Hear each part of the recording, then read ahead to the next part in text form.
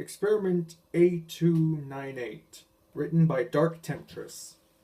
The following journal was found under a desk in a research institute owned by the American government. Most objects have been smashed and all personnel have been ripped apart. This is being released to warn the public.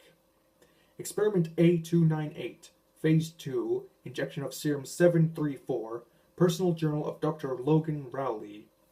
April 6, 1999. Phase 2 of the military experiment A298, codenamed Athena, has commenced.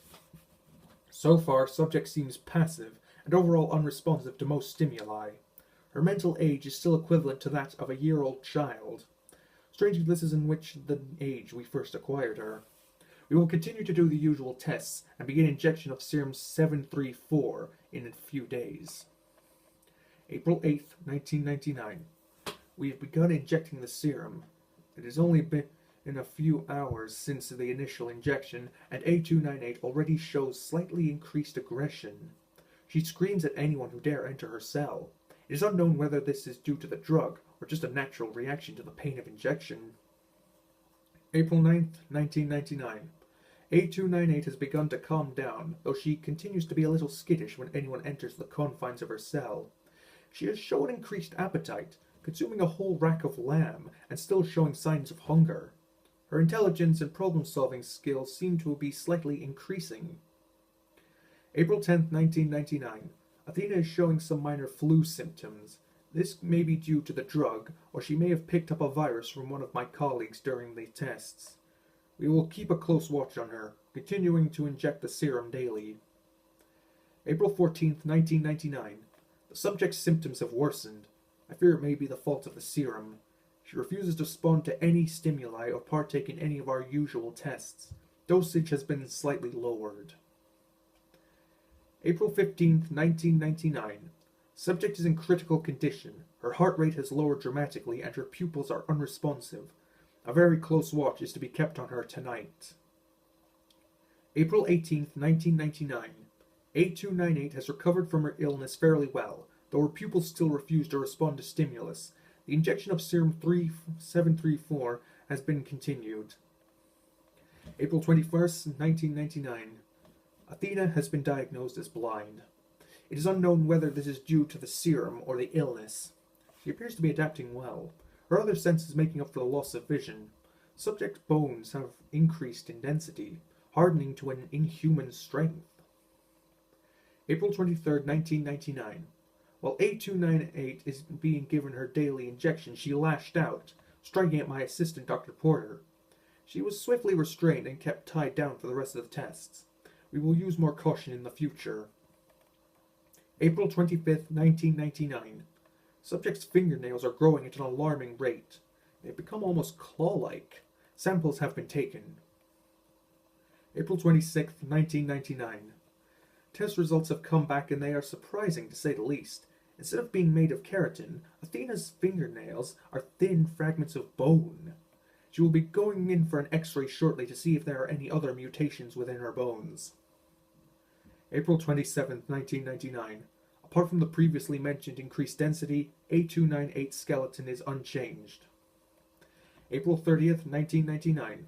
All development has seemed to have stopped until now. The subjects tried to communicate with us using the words for the first time. In 18 years of research, she still shows signs of aggression. The following is a recording found in the scene that may explain what Dr. Rowley was speaking of. Okay, the date is April 30th, 1999. It is around 11 a.m. I'm about to give experiment A298 her daily dosage of serum 73. It's another one of those days, it seems, Dr. Porter. Could you please restrain her? Okay. Another day done. Did she just say something? She can't talk, remember? No. I can't believe it. She's actually communicating. Can't do. No. Can't what? Speak up. We can't hear you, Athena. You. This is remarkable. Athena, could you tell... Oh, Tie her back down, Porter. What a shame. I thought we were finally going to get somewhere. She can't talk. She was just copying what she's heard. April 31st, 1999. Athena has become increasingly more aggressive. She has not tried to communicate today, which disappoints me. Perhaps Dr. Porter was correct on his assumptions. May 3rd, 1999. I've just noticed a slight change in A298's eyes. They seem to have a discoloration forming around the outer edge of her iris. She continues to growl and grunt regularly, but still no language. May 5th, 1999. A298 refuses to cooperate with us in any way. We have resorted to keeping her restrained for much of the day. Her eyes are gradually becoming more and more discolored. Instead of a dark brown, almost black, they seem to turn into an icy blue. May 7th, 1999. I'm beginning to wonder whether this experiment is such a good idea. Athena has become more aggressive, and seems to have taken a dislike to Dr. Porter. She's tried to communicate again, but none of her words make any sense. May 10th, 1999. She just attacked Dr. Porter. Luckily, a few researchers and I were able to pull her back and restrain her before she could do any serious damage. Though Dr. Porter has suffered slight cuts on his neck, her eyes are almost completely blue. May 12th, 1999. It has been decided that Athena will either be restrained or sedated at all times. May 13th, 1999. A298 is showing slight improvements in her aggression but continues to be restrained. Our latest blood tests have revealed some sort of enzyme that helps the blood clot almost instantly. In theory, this would make it nearly impossible for the subject to bleed to death. May 15th, 1999. Subject is still completely blind, though for some reason, whenever someone enters her cell, her eyes track their every movement. We are running tests later today. May 17th, 1999. Tests have come back. A298's eyes have adapted to follow heat signature, which I must say can be very useful in a military environment. There is also increased adrenaline throughout her system, which causes an increase in strength and reaction time. May 19th, 1999. Our superiors have requested that we remove Athena's restraints for 24 hours to analyze her reaction. A psychologist, Dr. Lupus, will be present the whole time. It has been 3 hours since she was released from her restraints. All she has done since then is sit in the middle of the room unmoving, as if in a trance. Her eyes seem to be tracking us. It's somewhat unnerving. 5 hours. Subject has begun to whisper under her breath.